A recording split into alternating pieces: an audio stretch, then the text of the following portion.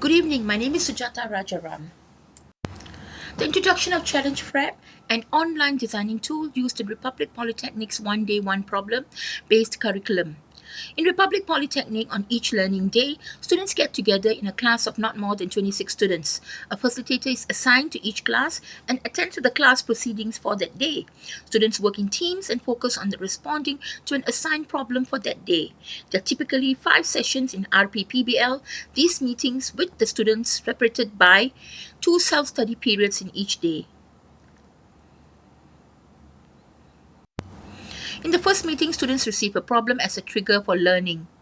Students, with the help of the facilitator, examines the problem and clarifies what is it that they know, don't know, and formulate possible hypotheses. Students' team identify learning issues they will investigate. In the first study period, students individually and in teams employ research strategies to collect relevant information. Students review resource materials and peer teach what is it that they have learned from their research. Students are provided tools such as worksheets to help structure their learning. In the second meeting, students' team meet with the facilitator to discuss their progress. Facilitator identifies gaps in students' learning and scaffolds the students' learning appropriately. In the second study period, students individually and in teams continue to review resource materials and peer teach. Students come up with a response to the problem they have presented with at the start of the day. In the third meeting, students' team present their findings to other teams and the facilitator for evaluation. Students' teams discuss, defend, and justify their outcomes. After the third meeting, students reflect on the way they have learned in their groups and record key learning milestones in their learning journal. Students are assessed individually for their learning. The 7 principles of effective teaching are used in Republic Polytechnic's problem-based learning curriculum. Learning environment, prior knowledge, knowledge and skill acquisition, facilitation and scaffolding, collaborative learning, self-directed learning, reflection and assessment.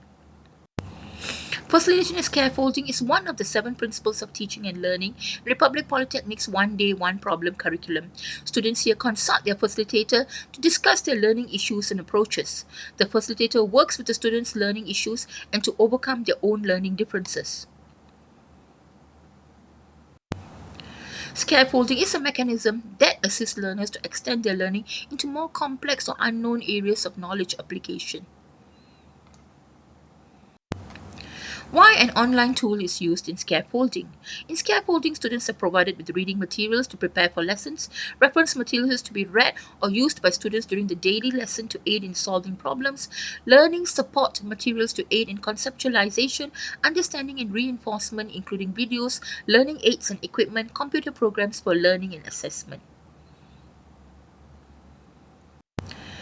Students are expected to solve complex authentic problems. Authentic learning contextualizes knowledge, creation, and application with strong scaffolding, and support is highly motivational to teachers and encourages participation.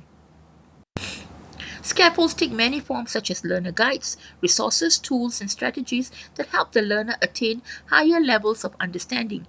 In problem-based learning, scaffolding often takes the form of modeling, coaching, and questioning to progress students through the PBL task and to monitor their learning and reasoning progress. Utilization of the challenge FRAP. The challenge FRAP is a form for recording of the analysis of a problem. It's a freeware program that provides the facilitator with apps to track the investigative pathways, decision-making results, and reflection of learners, and to create potential pathways of inquiry that the learner can utilize, change, or extend. The facilitator uses a variety of scaffolding mechanisms, provide program feedback, and promote student reflection at key decision-making points. The contributions of learners to the PBL task is saved as a file known as FRAP form. The electronic form is shared between group members and sent to the facilitator at various stages during the task with questions and reflections for comments.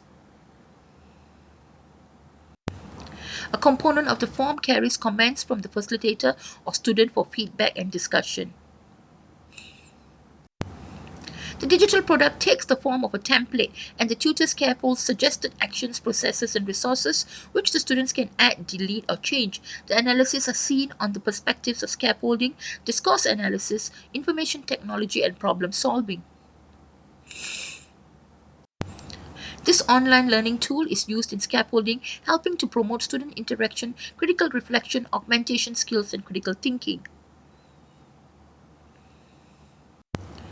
Face-to-face class contact hours with students are limited in polytechnics. FRAP online discussion is an alternative practical environment for the instructor to actively engage students and scaffold their thinking and reasoning. In summary, Challenge FRAP is a client-based public domain authority software which facilitates the use of scaffolding, the provision of progressive feedback that promotes reflection at key decision points. Winthrop states that students were asked open-ended questions regarding the challenge FRAP with regards to its usefulness. The FRAP template not only allowed the student to capture and record the PBL process, but also provided direction for creating the final digital product.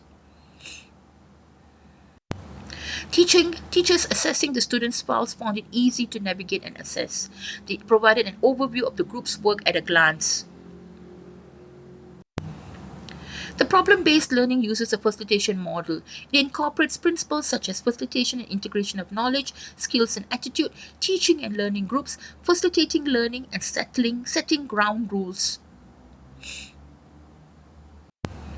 The facilitation model assists the understanding of the nature of effective facilitation. There's a need to know about the different facilitation techniques in different learning contexts and be able to reflect on own facilitation skills and plan to improve future practice, in this case with online learning digital tools. In PBL, there is a collaborative learning and group facilitation. In the facilitation model, the teacher cannot be direct, they cannot impart knowledge and give skills practice, for this would miss out the hierarchy of learning stages which must be experienced, that is, members' awareness and understanding of what is happening within the group, collectively and within individuals including themselves.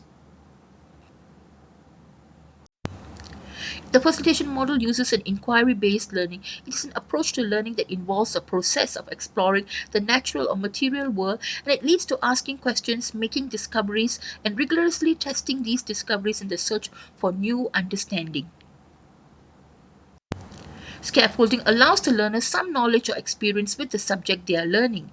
They build on what they know to give some control over content and to validate their expertise. In the facilitation model, facilitators should thoroughly prepare and commit themselves to a paradigm shift, relinquishing classroom control and adapt to student-centered approaches. The facilitators also have to facilitate personalities characterized by, for example, openness, warmth, patience, and flexibility to enable learning to take place. And these are my references.